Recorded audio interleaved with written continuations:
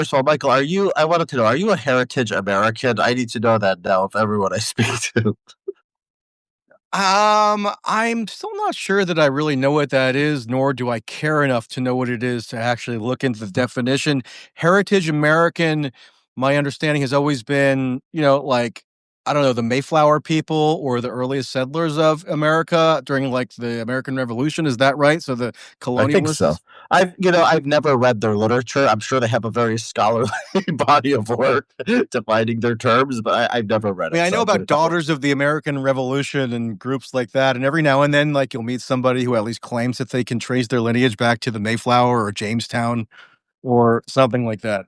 But no, I'm only a heritage American if you will concede that the heritage of America began around 1900. So Ellis Island. So Eric Schmidt, I guess, is trying to be. He's a senator, Republican senator from Missouri. He's trying to be like the intellectual of the Heritage American crowd, and he gave a speech at National Conservatism. I don't know if he said the word Heritage American, but he's like, we are a people, blah blah blah. He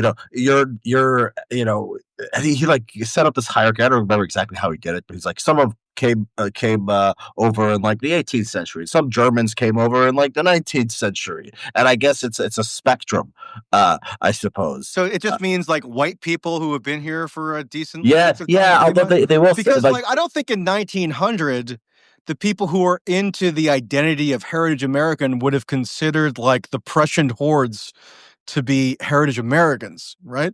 yeah, yeah, and they give it. They also like some of them, they're trying to be intellectual. They'll say blacks and Native Americans too. Anyways, yeah, it's very stupid.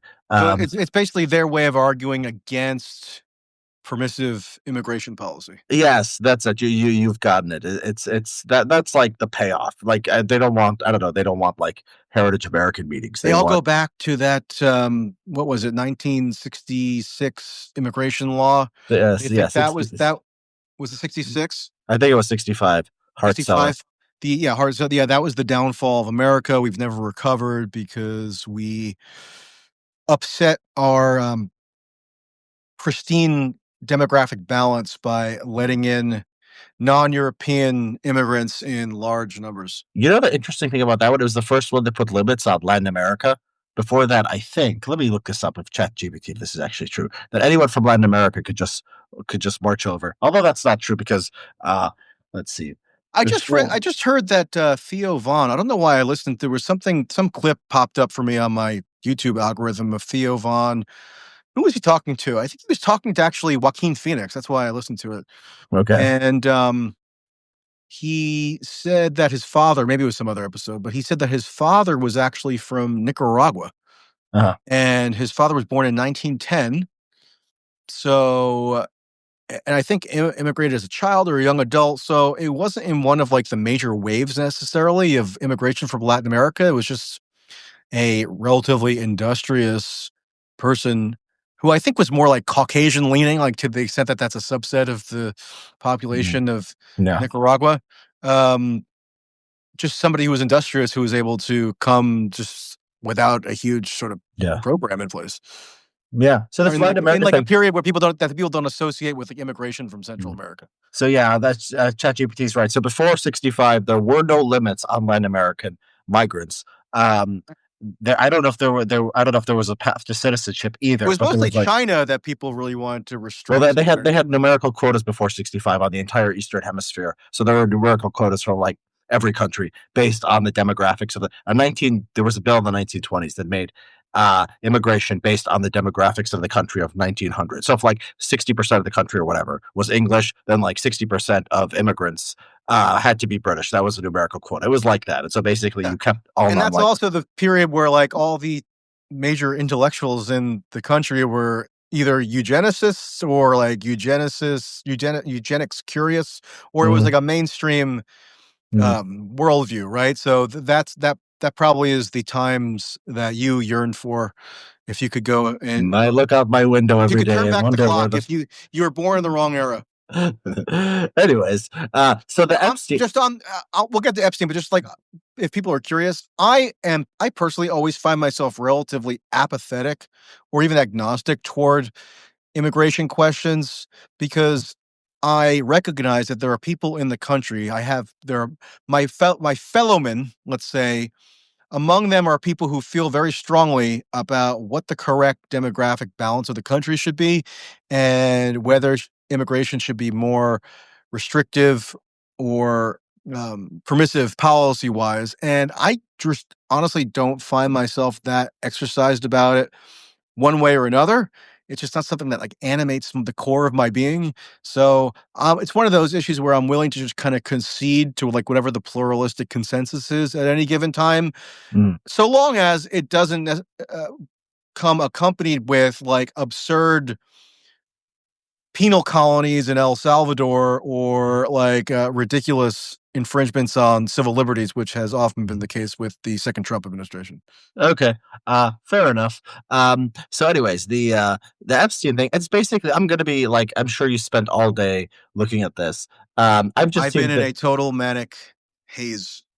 By the way, is it true? So there was a TikTok video where they were copy and pasting. Did you try this yourself? Like you copy and paste the PDF file into a Word? Okay, I tried that. It's one particular file, Uh-huh. but it does work. They did not format the redaction properly. So if you copy and paste over the redaction, you get the full text. But it wasn't even that revelatory, really. Mm, It was just part of a lawsuit. mm. Now it's still somewhat interesting. One file means what? Like one PDF or like a group of Yeah, like PDFs? one PDF file essentially. It wasn't Okay. any of the major stuff. It was essentially it was like a it was one of the it was one of the lawsuits against the executor of Epstein's estate, more or Mhm, less. Um, so I mean, it does prove that these redactions are overwhelmingly just totally arbitrary mhm, because it wasn't. So here's what they redacted. One of the things that they redacted was Indike, that's a guy's name, signed foundation account checks for over $400,000 made payable to young female models and actresses, including a former Russian model who received over $380,000 through monthly payments of mhm, 8,300. So they redacted, including a former Russian model, because I guess that would be too identifying of somebody who's presumed to be a victim. Because remember, the criteria that even the DOJ now says that it's using to determine which records to redact mhm, is that any woman must be presumed a mhm, victim and mhm, therefore must be redacted. So this guy Jay Clayton, who Trump appointed, I guess the interim U.S. attorney in the Southern District of New York, he sent a letter to Judge Engelmeyer in the Southern District of New York the day that the statutory Epstein files first started to be released last Friday, and said that, or maybe it was the following day, but in the past few days, he said that out of the highest abundance of caution, mhm, any facial image, that was the term, facial image of any woman mhm, is presumptively redacted, even if there's no grounds whatsoever to believe in any way that this woman was ever victimized by anything. mhm, And prior to that, their criteria was any victim, quote unquote, who simply identifies themselves as a victim either directly to the DOJ, through a lawyer, through a victim advocacy group, through some other channel, that's sufficient for their identifying information to then be redacted.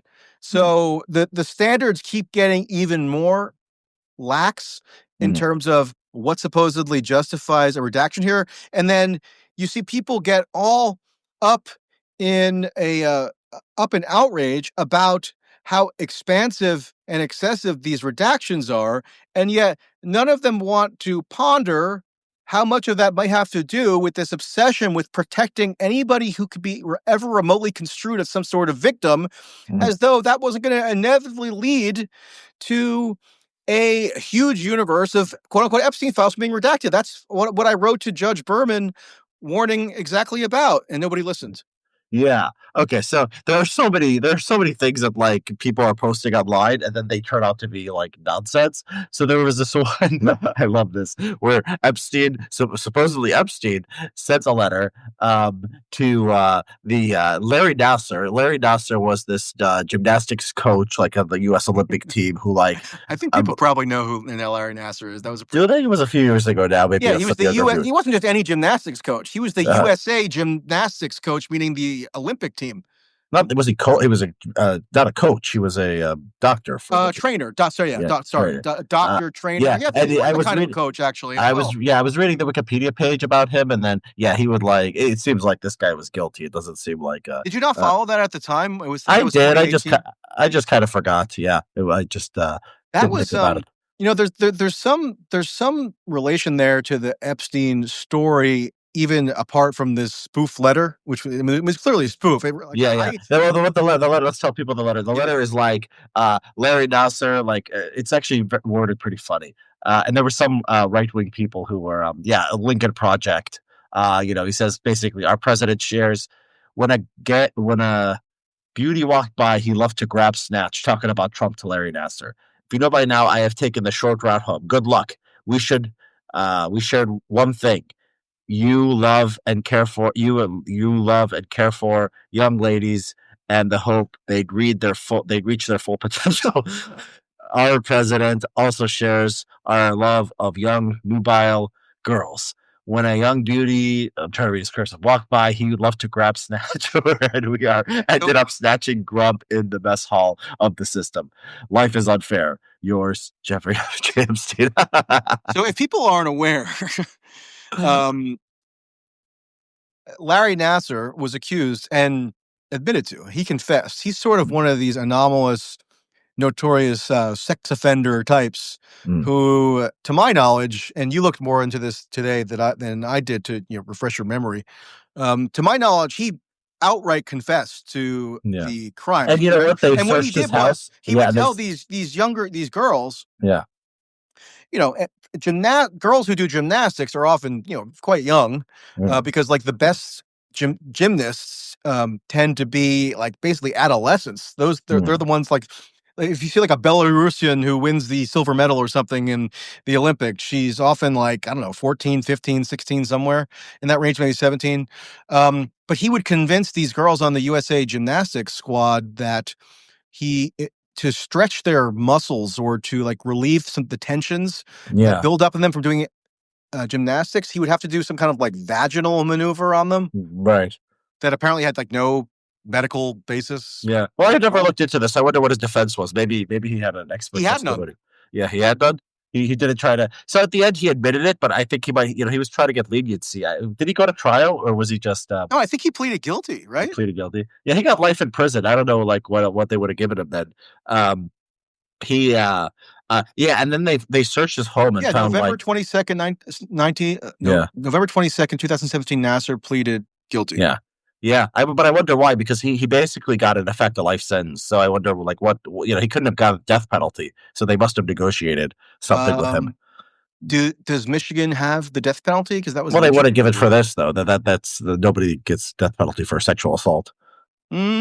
I think he probably could I'm have pretty sure, yeah, but it's not on the made book. the grade. It has to be a law. There was a first of all, this was a constitutional issue that somebody raped a little girl, and it made its way to the Supreme Court. And maybe this Supreme Court would actually overrule this if this went back to the Supreme Court. But they basically found that just for raping kids, death penalty is like cruel and unusual punishment. So the Supreme Court wouldn't allow it, and then Michigan would have to they would have to want to challenge the Supreme Court. It would have to be on the books already, which I doubt. I doubt Yeah. that it is. So, Yeah, anyways, I was reading recently actually that Louisiana used to have a law yeah. that permitted the death penalty for sex crimes against children that did Yeah. not result in death. And then DeSantis like passed one in one of his publicity stunts. And so like if that ever like Oh, did happens, he? then it I would missed yeah, that. it was something like that. But I don't think it's never been carried out. And it would have to like go to the Supreme Court. They would have to argue that it's inconsistent with a Supreme Court Has precedent. anyone been put? Yeah, 2023 now. I'm just seeing this. Yeah, yeah. No, Has no, anyone been nobody put to has. death in Florida for No, child sex abuse? because it's probably unconstitutional. But this Supreme Court might rule differently. The Supreme Court is a lot more conservative than it used to be. But anyways, yeah. So But this was the interesting connection, though, or morbid connection between the Nasser case and the Epstein case, even though this letter was clearly a spoof. I mean, it struck me as something that like a sardonic left wing like podcaster might have done. or maybe Jeffrey Epstein himself, because he's a funny guy. He likes jokes. Yeah, he had a good sense of humor. That's true. But after Nasser pleaded guilty, the judge in the trial allowed for this incredibly elaborate, emotional, intense victim impact statement session Yeah, where, families of victims could come and make statements. So not even the victims themselves. She kind of broadened the criteria for who could actually make one of these so-called victim impact statements, which I find constitutionally dubious to begin with. But it was a whole circus. I mean, do you remember that there was one like yeah, both fathers lunged at Nasser? yeah. I do remember that. Yeah, yeah. And this phenomenon of victim impact statements also has played a role in the Epstein and Maxwell saga. So wait a minute. If it's traumatizing to the girls, like if they thought it was a medical exam or a medical kind of treatment, like telling them that it's not is like the thing that would traumatize them, right? Like Yeah, if they just thought it was medicine, they would have been.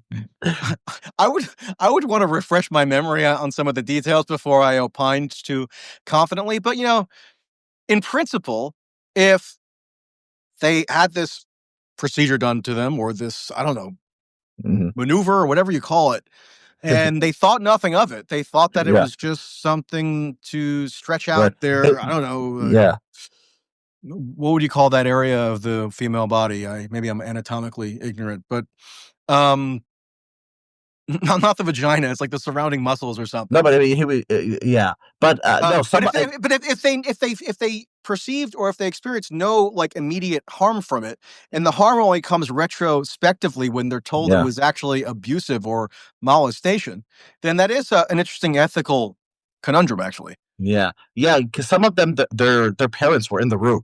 Like Yeah, the yeah. parents were sitting there and they were just doing it, and they were like, "Oh my god, stop!" And then later, they must have been like, "Yeah, it came out," and it was kind of weird. Like Simone Biles, like defended him at first, publicly, and then later said she was a victim. So there was this kind of like some of this weird Epstein stuff, but this is not like Epstein in that there's like a lot more evidence in this case. Um, okay, What so is? yeah, so people thought this was, so it was postmarked after Epstein died, right? So it was Yeah, it was so these August 12th. files, so this ends up in the Epstein And files because it was sent from Northern Virginia, where Mhm. Epstein was not incarcerated in Northern Virginia. Yeah. And so why is this in the Epstein file? Because it goes to Larry Nasser, and then does it get to Larry Nasser or no? Well, just because it has the name Jeffrey Epstein on it. I mean, So everything The in the government. DOJ Okay. throws in everything. They Yeah. throw in tips that they get sent by like crazy people who, send them CDs full of like supposed evidence. Um, Anything that I guess relates to Jeffrey Epstein, they're just dumping into this. Yeah. No matter the actual like veracity of the underlying material. That's how this video came out. Did you see that? It was like I guess some kind of AI video Yeah, from a few I years saw ago. it, and then I clicked on it, and it said this has been deleted. So you deleted it right after, but I did see it. I did delete it because first of all, I put a typo in that tweet because I was trying to express like incredulity that Mhm. it was actually real because there was never any indication that there was any video equipment set up inside Epstein's cell. But like for a split second, it seemed like plausible enough to me because like why else would the DOJ be publishing this, right? They wouldn't just be publishing like outright fabrications or Yeah. parodies, but apparently. Um, they are just publishing everything, including like a spoof letter that somebody sent that then got reported. I mean, I think why this letter was in like the archive or whatever is because it came to the attention of somebody in the FBI for them, after the fact, like a year later, for them to look into to determine whether Yeah. determine its provenance, right, or to investigate. So that's why there was like sort of like an incident report filed on it. So yeah, I'm sure there's plenty of other kind of phony stuff like that as well. Yeah. Interesting as you might So describe. this one is the funny one that's really getting the making the rounds. So it's like Here, I'm looking at it. Blank asked blank about his time driving a limousine for 2 years in the Dallas Fort Worth area. During blank's time as a driver, he had met Donald Trump. Blank noted he picked the president up in 1985 and took him to the DFW airport. Blank reported some of the things. 95, I think it was. Yeah, what I said. Yeah, 1995. Blank reported some of the things Trump had spoken about during the ride, while on his cell phone were very concerning. Blank reported he was, quote, a few seconds from pulling the limousine over on the median, and within a few seconds of pulling him out of the car and hurting him due to some of the things he was saying, as caller chose not to. Scholars chose not to. Okay. Some of Blank this is noted. hard to decipher because the redactions are so excessive. But yeah, fundamentally, what this guy is saying is Yeah, that but he let me met finish. Donald Trump. Blank noted Trump continuously stated the name Jeffrey while on the phone and made references to abusing some girl. Like, that's how we talk. Hey, Jeffrey, isn't it fun when we abuse some girl? We had a great Blank. time last weekend abusing that girl.